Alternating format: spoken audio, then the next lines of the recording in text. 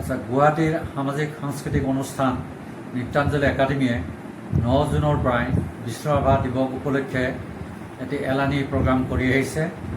এই প্ৰগ্ৰামৰ সঁহাৰি জনাই মই বিশ্বৰাভা দেৱৰ প্ৰথম ৰচনাৱলী কেনেকৈ প্ৰকাশ কৰা হৈছিল সেই বিষয়ে ৰাইজক অৱগত কৰিব বিচাৰিছোঁ। আমি সৰু থাকোঁতে আমাৰ মাৰ মুখত বিশ্বৰাভাৰ বিষয়ে বহুতো কথাই শুনিছিলোঁ। তেখেত এজন থুলন্তৰ মুৰুক আছিল হেনো। তেখেতৰ চুলি ইমান জোপোহা আছিল যে দুজন ল'ৰাই মূৰ খুন্দাব লগা হৈছিল। তেখেত হেনো পুলিচ মিলিটাৰীৰ ভয়ত ধিঙে দিবাঙে পলাই ফুৰিছিল। সেয়েহে দিনত দুজনমান সঙ্গী লৈ হাবিৰ মাজত লুকাই আছিল আৰু সন্ধ্যা হ'লে হাবিৰ পৰা ওলাই আহি গাঁৱৰ ল'ৰা ছোৱালীবোৰক নাচ গান শিকাইছিল। আনহাতে ডেকা বুঢ়াসকলক নিজৰ ওচৰত বহুৱাই লৈ দেশৰ দুৰৱস্থাৰ বিষয়ে বহুতো কথা কৈছিল। তেখেতজনৰ জ্ঞানৰ ভাণ্ডাৰ আছিল। তেখেতৰ লগত সদায় বন্দুক এটা আছিল। গাঁৱৰ সকলোৱে তেখেতক আবৌ অৰ্থাৎ ককা বুলি মাতিছিল। মায়ে ৰাভাৰ বিষয়ে তেতিয়া বহুতো কথাই কৈছিল। এই সকলো কথা এতিয়া মোৰ মনত নাই। মাৰ মুখে ৰাভাৰ বিষয়ে এনেধৰণৰ ৰোমাঞ্চকৰ কথা শুনি তেখেতক তেতিয়াই চাবলৈ মই বৰ উৎপল হৈছিলোঁ। কিন্তু তেখেতক মই দেখা নাপালোঁ। 1969 চনৰ 20 জুনত তেখেতে জীৱনৰ শেষ নিশ্বাস ত্যাগ কৰে। মই কিন্তু হতাশ নহ'লোঁ। ৰাভাৰ সহধৰ্মিনী মোহিনী ৰাভাৰ লগত চিনাকি হৈ তেখেতৰ জীৱনৰ বিষয়ে জানিবলৈ উদ্গ্ৰীৱ হৈ থাকিলোঁ। পৰৱৰ্তী সময়ত জানিব পাৰিলোঁ ৰাভাৰ বহুতো লেখা অপ্ৰকাশিত অৱস্থাত আছে। ইতিমধ্যে ৰাভাৰ একালৰ সতীৰ্থ গোপাল দাসে ছপাই উলিওৱা ৰাভাৰ অসমীয়া কৃষ্টি আৰু অসমীয়া কৃষ্টিৰ চমুৱা ভাগ নামৰ সৰু কিতাপ দুখন পঢ়ি মই তেখেতৰ প্ৰতি বৰ আকৃষ্ট হৈছিলোঁ। সেয়ে মই সংকল্প লৈছিলোঁ মই তেজপুৰলৈ গৈ মোহিনী ৰাভাৰ লগত চিনাকি হৈ ৰাভাৰ লেখাবোৰ সৰু সৰু কিতাপ আকাৰে প্ৰকাশ কৰি উলিয়াম। সেয়েহে মই তেজপুৰলৈ যোৱাৰ সুযোগ বিচাৰি থাকিলোঁ। এদিন সেই সুযোগ আহিল।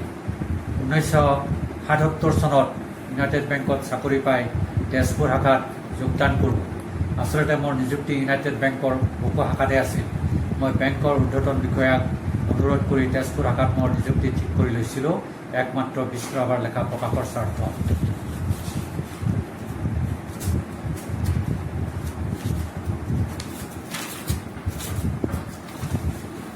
প্ৰথম সপ্তাহতে মই কলিবাৰীৰ বাসগৃহলৈ গৈ মোহিনী ৰাভাৰ লগত চিনাকি হওঁ আৰু লাহেকৈ মোৰ মনৰ কথাখিনি তেখেতক কওঁ।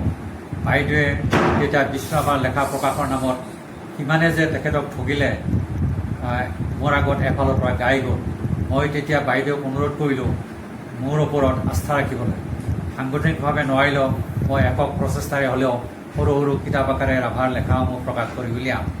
অৱশেষত তেখেতে প্ৰথম চিনাকিতে চৰ্ত সাপেক্ষে অনুমতি দিম বুলি ক'লে। বাইদেউৰ পৰা মৌখিক অনুমতি পোৱাৰ পাছত ৰাভাৰ লেখা প্ৰকাশ কৰাৰ বাবে কেনেকৈ পুঁজি সংগ্ৰহ কৰিব পাৰোঁ তাৰে চিন্তাতে সদায় যোগ কৰি থাকিলোঁ। ইতিমধ্যে ইউনাইটেড বেংকৰ চাকৰি ইস্তফা দি 1978 চনত ৰিজাৰ্ভ বেংকৰ গুৱাহাটী শাখাত যোগদান কৰোঁ। ৰিজাৰ্ভ বেংকলৈ আহিয়ে আমাৰ জ্যেষ্ঠ সহকৰ্মী ভুৱন শইকীয়াৰ জৰিয়তে 1980 চনৰ 20 জুনত অৰ্থাৎ বিশ্বৰাভা দিৱসৰ দিনাখন চিনাকি হওঁ গুৱাহাটীৰ নাথশালা নামৰ প্ৰগতিশীল চিন্তা চৰ্চা কৰা এটি নাট্যগোষ্ঠীৰ সদস্যবৃন্দৰ লগত। তেতিয়া নাথশালাৰ সভাপতি আছিল ৰাভাদেৱৰে একালৰ সতীৰ্থ কমল শৰ্মা আৰু সম্পাদক আছিল দীপ্তি প্ৰসাদ নেওগ। ৰিজাৰ্ভ বেংকৰ কেইবাজনো সহকৰ্মী নাথশালা সক্ৰিয় সদস্য আছিল। উক্ত সভাতে বিশ্বৰাভাৰ লেখাবোৰ প্ৰকাশৰ বাবে মোহিনী বাইদেৱে মোক চৰ্ত সাপেক্ষে মৌখিক অনুমতি প্ৰদান কৰিছে বুলি জনালোঁ। মোৰ বক্তব্য শুনি উক্ত সভাতে ৰাভা ৰচনাৱলী প্ৰকাশৰ লগতে ব্ৰজ শৰ্মা, আনন্দীৰাম দাস, মুঘাই ওজা আদি ব্যক্তিৰ জীৱনৰ ওপৰত গৱেষণা চলোৱাৰ বাবেও অচিৰে সমিতি এখন গঠন কৰিবলৈ সিদ্ধান্ত লোৱা হয়। এই মৰ্মে 1980 চনৰ 29 জুনত নাথশালাৰ মজিয়াতে বিশ্বৰাভা সৰণী গৱেষণা সমিতি নামৰ এটি সংগঠনৰ জন্ম হয়। কমল শৰ্মাক সদ্যজাত সমিতিখনৰ সভাপতি, দীপ্তি প্ৰসাদ নেওগক কোষাধ্যক্ষ আৰু মোক সম্পাদক নিৰ্বাচিত কৰে। এই সমিতিৰ সিদ্ধান্ত মৰ্মে 10 দিনৰ পাছত দীপ্তি প্ৰসাদ নেওগ, ভূপেন বৰগোহাঁই, ৰবীন গোস্বামী, জিতেন গোস্বামী, নৱ শৰ্মা, মনীন্দ্ৰ নাৰায়ণ ভট্টাচাৰ্য, অতুল তালুকদাৰ এওঁলোক আটাইয়ে নাথশালাৰ সদস্য আৰু লগতে ৰুণুমী গোস্বামী, ধ্ৰুৱ বৰা আৰু মই তেজপুৰলৈ গৈছিলোঁ ৰাভাৰ লেখাৰ প্ৰতিলিপি কৰিবলৈ।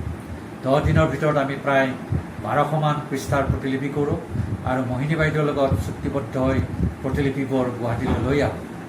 পুঁজি সংগ্ৰহৰ সুবিধাৰ বাবে বিভিন্ন মূল্যৰ কুপন ছপোৱাৰ উপৰিও দিছপুৰ, চন্দ্ৰপুৰ আৰু নলবাৰীত আমাৰ সমিতিৰ শাখা খোলোঁ। মই নিজে নলবাৰী, ওদালগুৰি, বিহালী, উত্তৰ লখিমপুৰ, ডিব্ৰুগড়, তিনিচুকীয়া আদি ঠাইলৈ গৈ কুপন দি আহোঁ।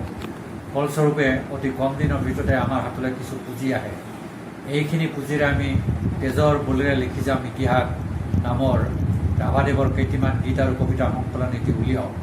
সংকলনটি মোহিনী বাইদেৱে গুৱাহাটীৰ ভাস্কৰ নাট্য মন্দিৰত 82 চনৰ 21 জুনত উন্মোচন কৰিছিল। সংকলনটোৰ বেটুপাত অংকন কৰিছিল মোৰ বন্ধু চিত্ৰশিল্পী ধনঞ্জয় শৰ্মাই বিনা পাৰিথকে। পুঁজি সংগ্ৰহৰ ক্ষেত্ৰত আমাক সহায় কৰিছিল প্ৰধানকৈ উত্তৰ লখিমপুৰৰ নাবিক গোষ্ঠীৰ জন্মদাতা নাট্যকাৰ, অভিনেতা ও নাট্য পৰিচালক আলী হাইদৰদেৱ, তিনিচুকীয়াৰ তাৰিণচৰণ বৰুৱা, পূৰ্ণানন্দ বৰুৱা আৰু পূৰ্ণ কাকতি, বিহালীৰ প্ৰবোধ বৰুৱা, ওদালগুৰিৰ বুবুল বৰুৱা, দিছপুৰৰ ভুৱন গগৈ সমন্বিতে অসমৰ ভিন ভিন ঠাইৰ বহুজন শতাংশী ব্যক্তিয়ে।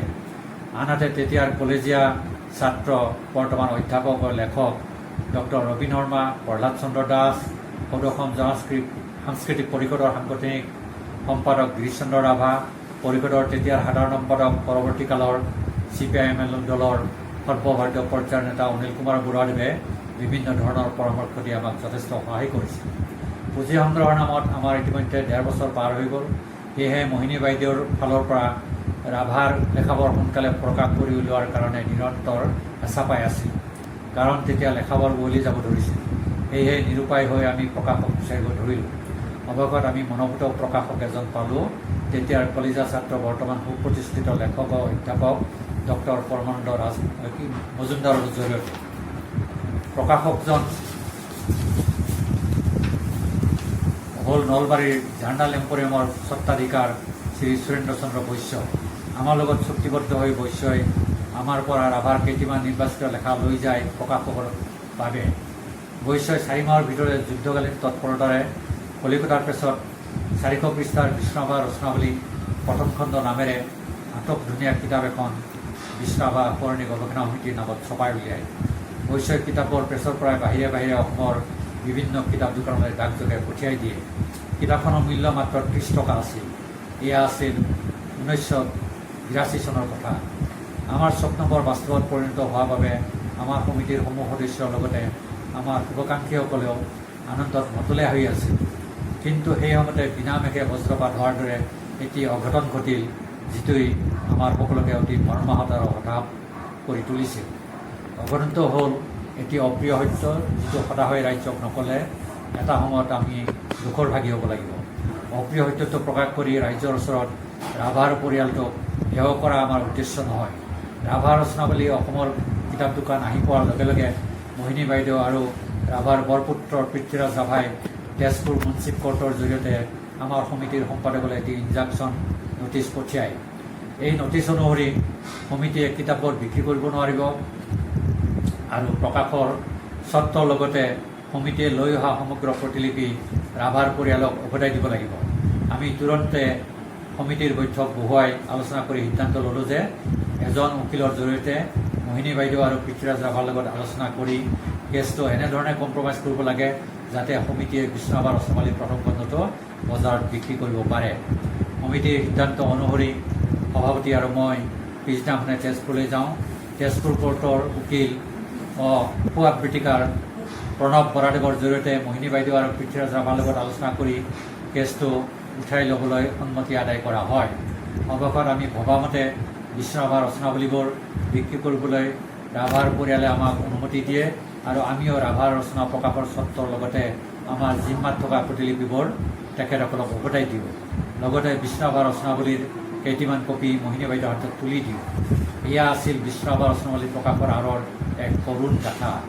এইখিনিতে উল্লেখ্য যে আমাৰ পূৰ্বে কোনো ব্যক্তি বা সংগঠনে বিষ্ণুৰাভাৰ লেখাবোৰ একত্ৰ কৰি কিতাপ আকাৰে প্ৰকাশ কৰা নাছিল।